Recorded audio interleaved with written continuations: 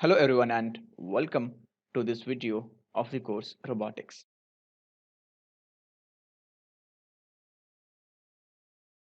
The topic that we are going to discuss in this video is PWM, that is Pulse Width Modulation. The content of this video includes introduction to pulse width modulation and how do we use pulse width modulation and for what reasons we use pulse width modulations and application of pulse width modulation with Arduinos, possibilities of use of pulse width modulation in robotics. So let's get started with that. The very first thing that we are going to discuss in this video is that a digital microcontroller or a digital processor can easily process digital input or digital output signals. But to process analog input signals, we have onboard ADC on our microcontroller at Mega 328. But in case, let us say that we wish to generate some analog output, or we wish to use or work on some applications like controlling the brightness of LED.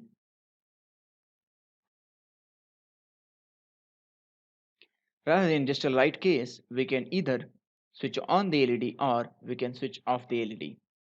But in case we wish to generate some analog output, or let us say that we wish to control the brightness of LED, we'll have to use analog output. And in digital microcontrollers, analog output can be simulated using pulse width modulation.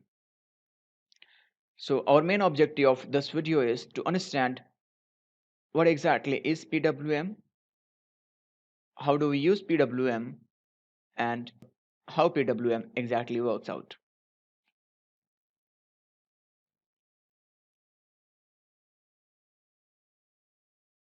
Before coming up to PWM, we need to have two things very clear. That is, in a digital pulse, let us say that this is our digital pulse.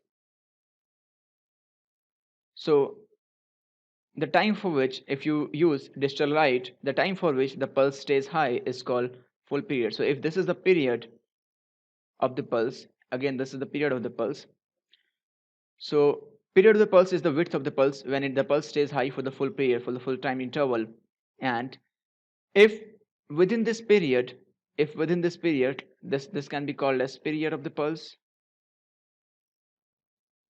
And if within this period the pulse stays high for the full time, we can say in this period the duty cycle of the pulse is 100%.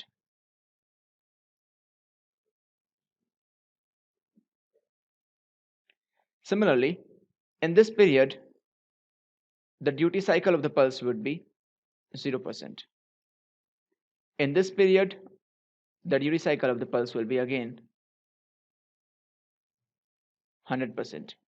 So duty cycle is the time for which, the percentage of time for which the pulse stays high within the period. Now, within the period, if the pulse stays high for the full period, then the duty cycle is 100%, and if the duty cycle is 100%, the output generated voltage will be 5 volt. So in case if we have duty cycle equals to 100%, the output generated voltage will be 5 volt. And in case we have duty cycle equals to 0%, that is pulse is staying low for the full period, the output generated voltage will be 0 volt.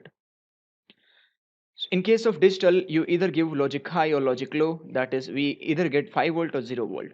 But if we can vary the duty cycle of the pulse within the period, let us say up to 50%, then we'll be able to generate the voltage between 0 to 5 volt, that is 2.5 volt, which is called variation in voltage. That is what we call analog signal. So what do you mean exactly by the duty cycle 50%? So it can be like this. If you have this pulse, now within this pulse, now for this pulse within a period, the pulse may be like this, and this is the period of the pulse. Now within the period, the pulse is high for 50% and the pulse is low for 50%. So if we can make a pulse go high and low for different interval of time within the period, we can change the duty cycle of the pulse. And if we can change the duty cycle of the pulse by changing its width You see over here, we are changing the width of the pulse. Instead of making it high for the full period, we are making it high only for the 50% of the time of the period. So just by changing the width of the pulse, you can say that we are changing the duty cycle of the pulse. And the variation in duty cycle will result again the voltage variation between 0 to 5 volt. So the whole idea is the period is the time interval of the pulse and the duty cycle is the time for which the pulse stays high within that period. So by changing the duty cycle of the pulse within particular period, we can generate the voltage of varying level.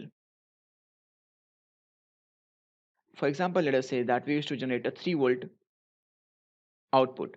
So what we can do is within the period, we can make the pulse stay high for 60% of the time and low for rest 40% of the time.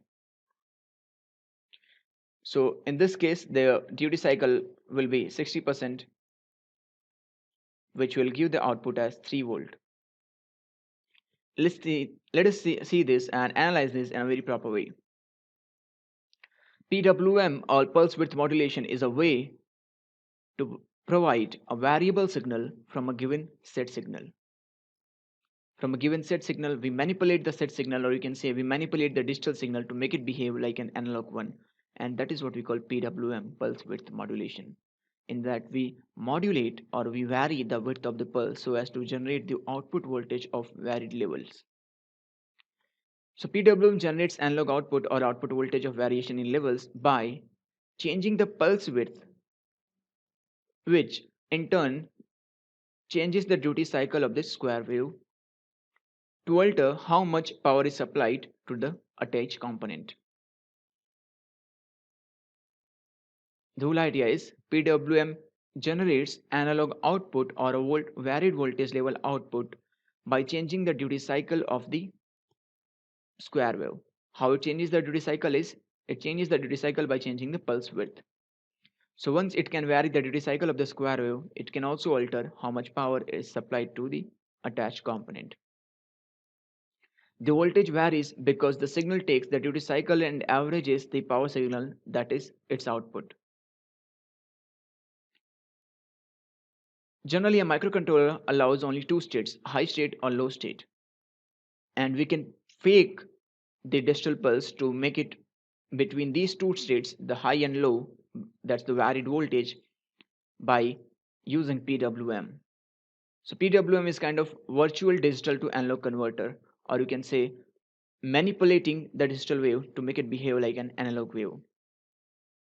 So PWM is generally a technique for getting the analog results with digital means.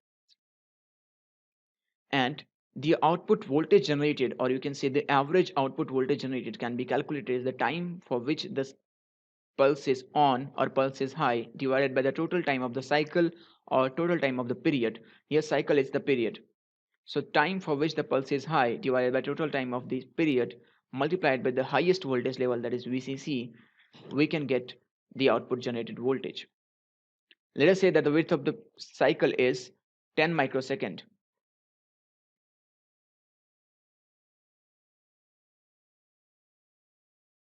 Let us say that the width of the cycle is 10 microsecond and the pulse is staying high for only 2 microsecond. Then the output voltage generated will be 2 by 10 multiplied by the highest voltage, that is 5 volt. So it will be equals to 1 volt. So it will be equal to 1 volt. On Arduino, we can generate PWM pulses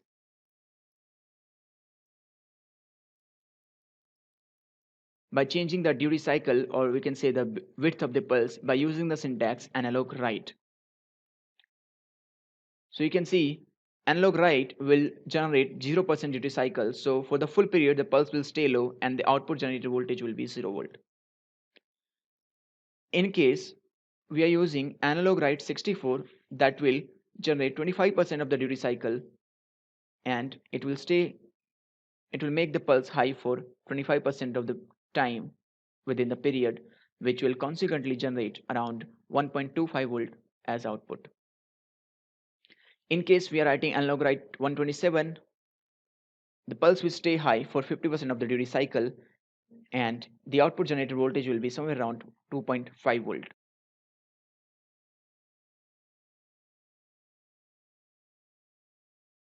In case we are using analog write 191, the duty cycle of the pulse will be up to 75%, which will consequently generate 3.75 volt as the output.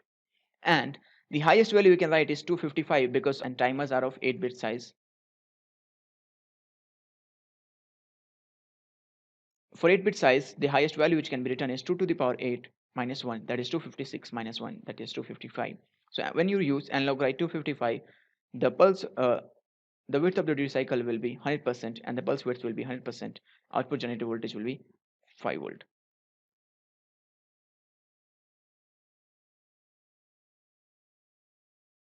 So here the green line represents the regular time period, and the duration of the period is inverse of the PWM frequency. If you know, the period is inverse of the frequency.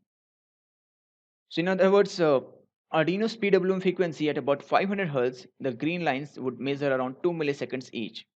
A call to analog write is on a scale of 0 to 255, such that analog write 255 requests a 100% duty cycle, which will make the LED always stay on. Analog write 127 is a 50% of the duty cycle, so you can say the LED will on for the half time of the period, or it will on with the half intensity. In general case with Arduinos, we cannot use the digital pins to directly supply 2.5 volt, but a pulse can output on and off really fast to produce the same effect. The on-off pulsing happens so quickly, the connected output device sees the result as a reduction in the voltage.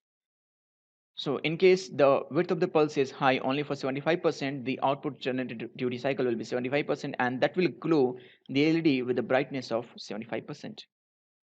Similarly, if we are generating the width of the pulse by using analog write up to 50%, so the duty cycle will be 50%, and the brightness of LED connected to that pin will be again 50%. In case the width of the pulse is high for only 25% of the time, so duty cycle will be 25% and the LED will be switching on with the brightness of 25%.